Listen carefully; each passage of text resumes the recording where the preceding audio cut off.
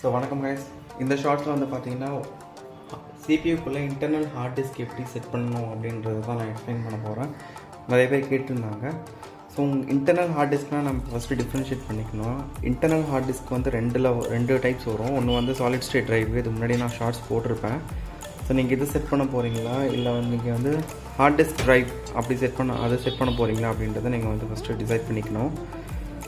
So solid state drive நீங்கள் set பண்ணணுன்னா உங்களுக்கு சிபியூவில் யூஸ்வலாக அந்த ஹார்ட் டிஸ்க் எல்லாமே மவுண்ட் பண்ணுறதுக்கு உங்களுக்கு பேனல் கொடுத்துருப்பாங்க. இங்கே வந்து பார்த்தீங்கன்னா ஹார்ட் டிஸ்க் ட்ரைவ் செட் பண்ணுறதுக்கு இங்கே ஒரு பேனல் கொடுத்துருக்காங்க.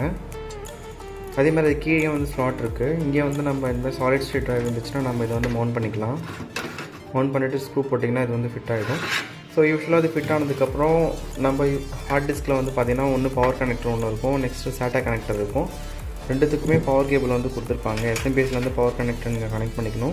நெக்ஸ்ட்டு டேட்டா கேபிள், இந்த டேட்டா கேபிள் நீங்கள் ஹார்ட் டிஸ்க்லேயோ இல்லை எஸ்எஸ்லேயோ கனெக்ட் பண்ணிவிட்டு நெக்ஸ்ட்டு இங்கே நல்லா லிசன் பண்ணுங்கள்.